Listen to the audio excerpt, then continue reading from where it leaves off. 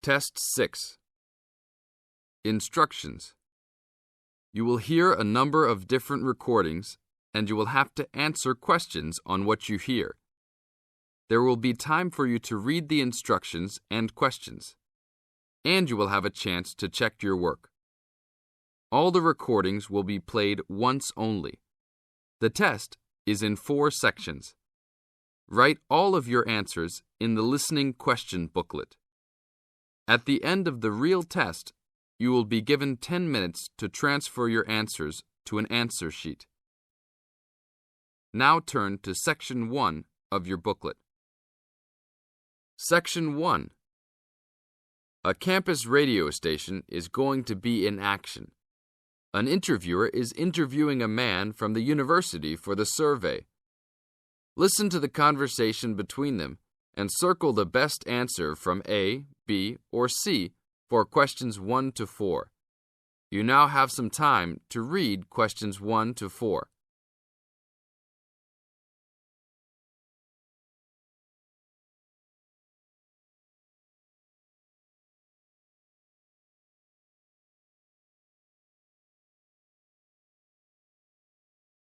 You will see there is an example which has been done for you. On this occasion only, the conversation relating to this will be played first. Excuse me, I'm conducting a campus survey. Would you have time to answer a few questions? What's it all about? We're doing some market research for a new campus radio station starting in the next few months. That's okay. Sounds good. Great. I'll just work through this form with you. And if we could start with some personal background information? Sure. Right. If I could have your age, please. 26. Okay, good. The teacher being interviewed is 26 years old, so B is circled. Now, we shall begin. You should answer the questions as you listen, because you will never hear the recording for the second time. Listen carefully and answer questions 1 to 4. Excuse me, I'm conducting a campus survey. Would you have time to answer a few questions? What's it all about? We're doing some market research for a new campus radio station starting in the next few months. That's okay. Sounds good. Great. I'll just work through this form with you. And if we could start with some personal background information? Sure. Right. If I could have your age, please. 26. Okay, good. And are you a student, teacher, or in another job? Well, I'm a tutor, but I'm also a postgraduate student, so I don't know what you might call me. What do you think? Okay, well, I'm more of a teacher, really. Fine. And would you mind if I asked about your salary, or I could leave it blank? No, that's okay. It's $20,000 a year. Thanks. Right. Now about your current listening habits. What would you say is your main reason for listening to radio? Well, I'm usually busy during the day at work, so I usually only listen to the radio at night. It helps me relax and unwind, even if I'm studying. Good. And how many hours a day on average do you listen to the radio? Well, not a lot really. I'd say just over an hour all told. Now you have some time to read questions 5 to 10.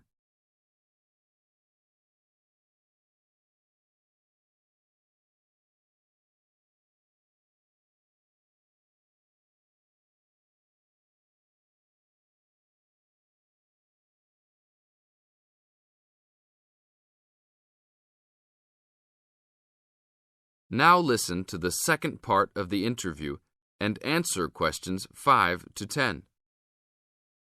So, what are the 2 main times of the day that you listen to the radio? Well, for a little while around breakfast time, and then it tends to be later, after dinner, when I've finished any serious work I need to do. And what sort of radio programs do you like? I like the news, but I also like classical music. It helps me to relax. Fine. And turning to the new campus station, which type of programs would you prefer? I think the existing radio stations cater for my need for news. So I'd like to see programs about local information, providing a service to the campus community. And in the same vein, perhaps more for academic viewers, some lectures or relevant programs. Oh, I see. And if you had to give the new directors some specific advice when they set up the station, what would you tell them? I think I'd advise them to be careful about the quality of the broadcasts. You know, the sound system. There are a lot of radio stations and people can change their loyalty quickly if it doesn't meet their needs. I think they should do more of these kinds of interview too, you know, talking with existing and potential customers. Oh, I'm pleased you think it's useful. Certainly, yeah. Good. Now, this station will not be fully funded by the university. So how often do you think it is tolerable to have adverts? I think, well, out of that list I'd say every quarter of an hour. Of course, that's providing they don't last for 10 minutes each time. Oh, quite. And are you interested in attending any of the special promotions for the new station? Yes, I'd be happy to, as long as they're held on the campus or nearby. OK, I'll note that down. And finally, may we put you on our mailing list? Well, I prefer not, except for the information about the promotions you just mentioned. OK. Can I have your name and address? Of course. I have a card I can give you. Oh, great. And thanks a lot for your time, and we look forward to seeing you. Yeah, sure. Thanks. This is the end of Section 1. Now you have half a minute to check your answers.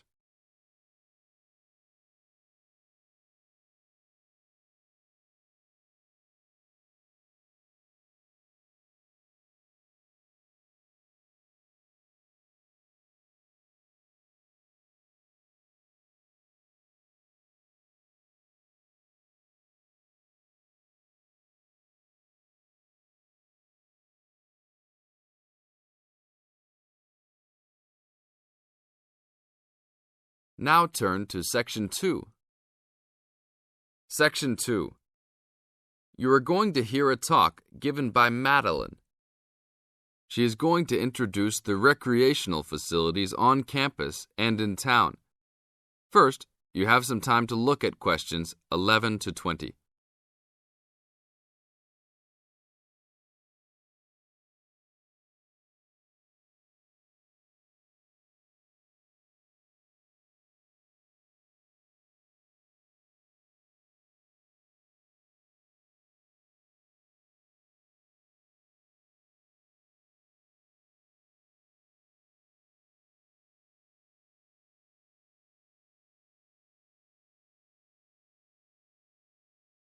As you listen to the talk, answer questions 11 to 20. Well, good morning, everybody. My name's Madeline Stewart, and I'm here to tell you about the recreational facilities available on campus, and also to tell you something about what the town has to offer. You may already know that your Students' Union membership also includes membership of the Sports Union, which provides a range of sporting and recreational facilities on campus, much the same as those in most British universities. The Sports Union has football, tennis, and cricket teams in local competitions. And really, most sports are catered for in some way on campus, even if they're just social matches. In the building itself, there are fitness classes and a full gym, including weights. The Sports Union can also provide cheap tickets to some major sporting events. And to keep you up to date with everything available, there's a weekly newsletter distributed around the campus. You should check this to find out the names and phone numbers of the contact people for each sport or activity you're interested in. Yes, did you have a question? Yes, apart from what you've just said, does the Sports Union offer individual help in any of its activities, for example, in getting fit and healthy? Yes, we do. The Sports Union has a fitness assessment clinic every Friday, staffed by the resident sports trainer, who can provide advice on the best program for you and refer you to various charts. I'm sure you all realize that for any medical assessment or health problem, you should go to the University Medical Service. The sports trainer can also advise you on a suitable training program using the weights. And now on to Ashbury. For a town of its size, Ashbury has some unusually good leisure and sporting facilities, most of which are near the center of town and easily reached by bus from this campus. There's a new, well, almost new, Olympic-sized swimming pool. That's not quite in the central town area, but it's only a 5-minute walk from the bus stop. Above the pool, there's a high-tech fitness center that any of you more serious fitness lovers would need to check out. Then, in the center of town, there's a sporting complex called the Anderson Center, which contains squash courts and facilities for a number of other indoor sports, such as basketball. And just around the corner from the Anderson Center, in the main street there, is an indoor bowling alley. All of these facilities are listed in the weekly newsletter, so I encourage you all to look through it and... This is the end of Section 2. Now you have half a minute to check your answers.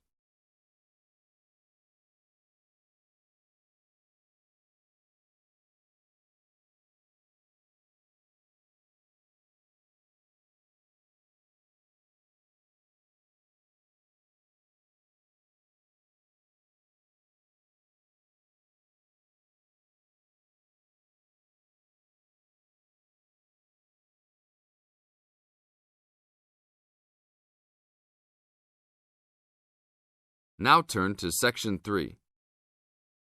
Section 3. You are going to hear a conversation among Dr. Archer, Larry, and Judy, talking about the new term. First, you have some time to look at questions 21 to 26.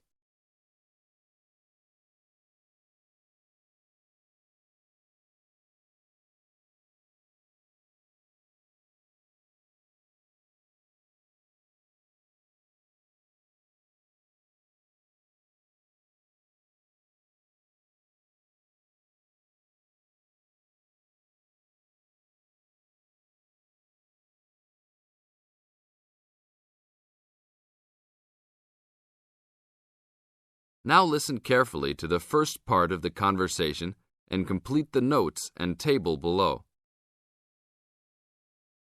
Okay, everybody, welcome back to the new term. I hope you've all had a good break and that you're keen to start on your research project.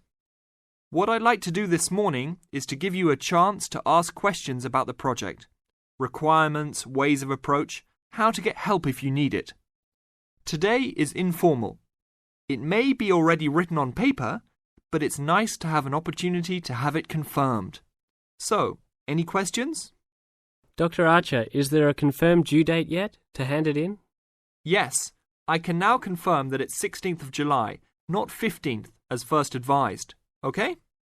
And what about the word limit? Well, there is some flexibility on this, but in general it's 8 to 10,000 words. Ah, I see. And you can choose your topic, anything from years 2 and 3. Yes? I still can't work out what I want to do it on. In that case, you should see your course tutor to agree on your final topic, and you should also be aware that there is special assistance available at the library on library resources if you need help on that. Can I just check on the deadlines for everything? Certainly. Look, let me write it on the board when each stage should be completed.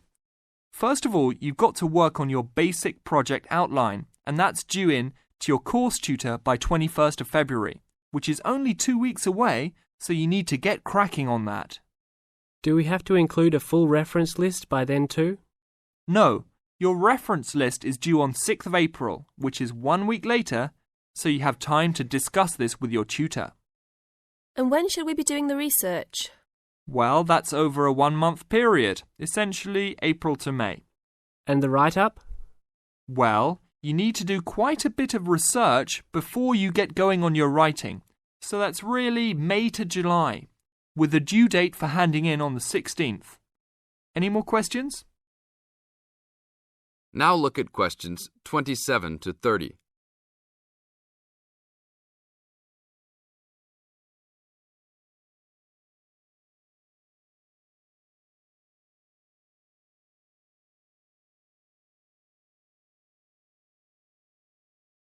Listen to the second part of the talk and match A, B, or C with questions 27 to 30.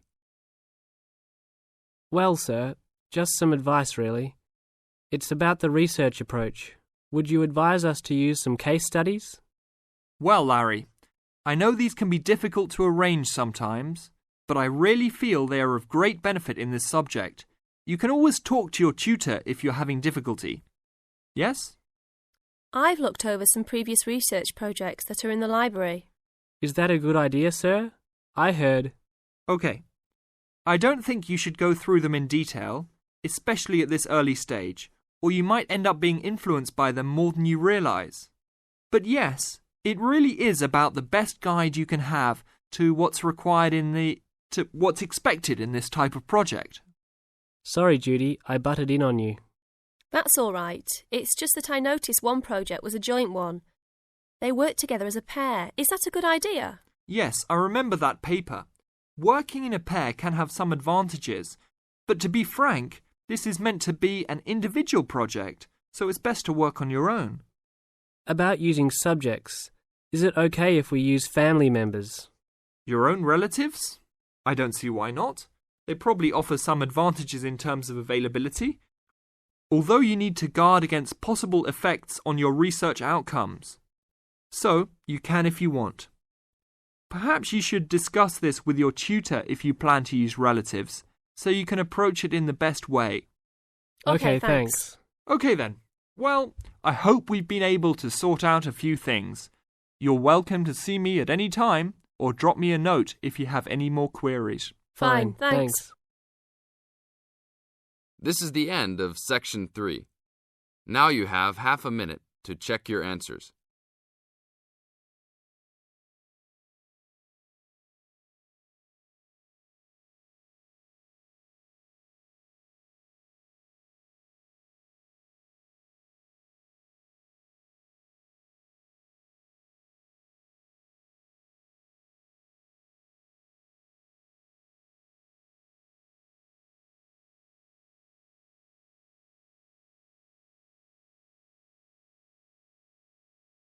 Now turn to Section 4. Section 4. You are going to hear a lecture about the geographic information about Australia. You now have some time to read questions 31 to 40.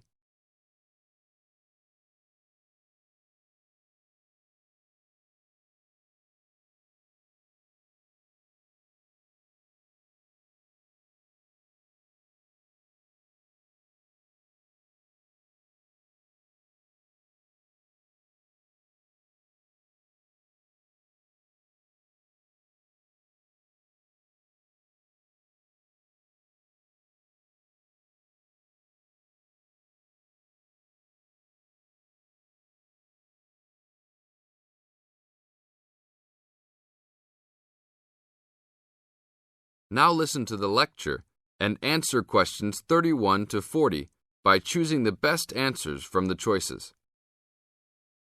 Good morning, everybody. We'll continue to look at Australia, and today look at one of its greatest natural challenges, water for the agricultural sector. As the only nation to occupy an entire continent, Australia has a unique environment, with much of it very flat and dry.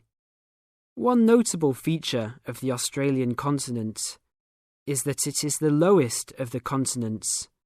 The average elevation is less than 300 metres, compared with the world's mean of 700 metres, and its highest mountain is only 2,228 metres, so it is overall a very flat country. It is also dry. In fact, Australia is the driest, after Antarctica, of the continents. Yet Australia has extremes of climate and topography.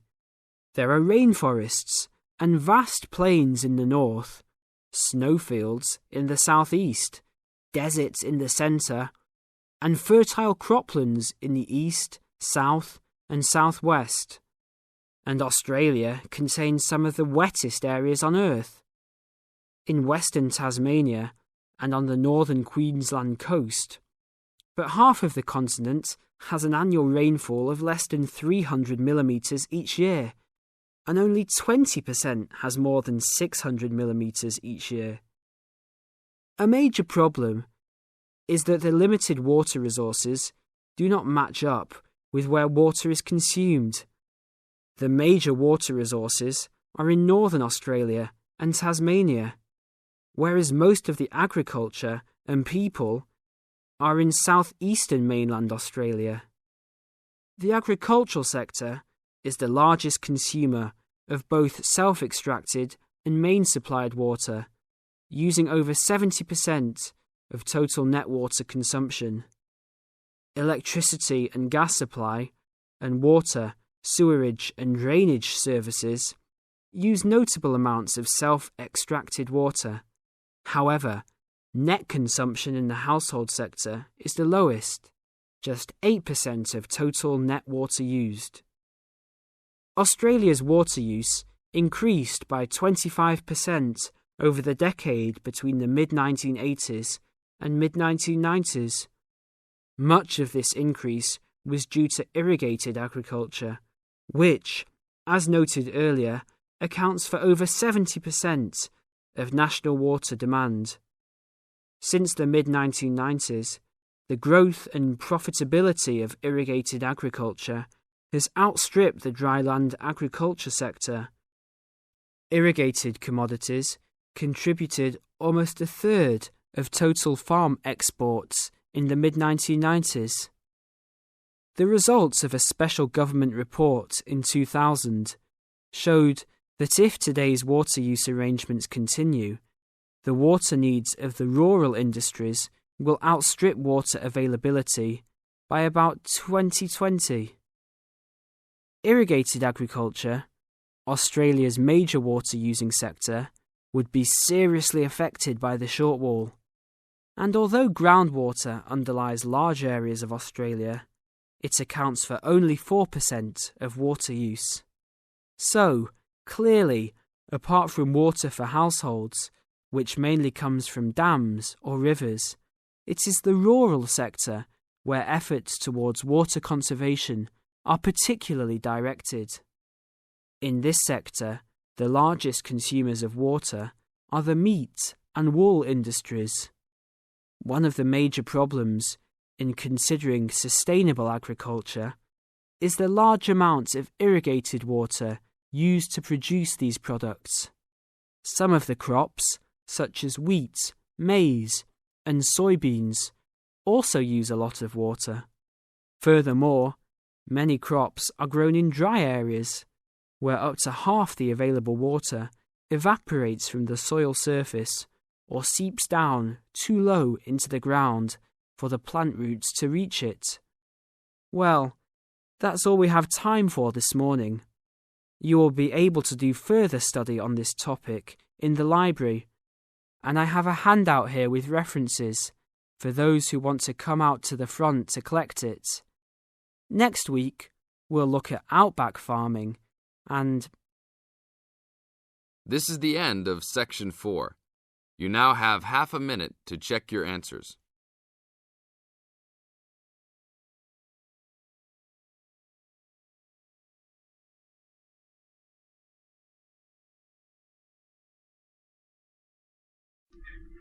Please subscribe my IELTS Tips channel, like and comment my videos. Thank you.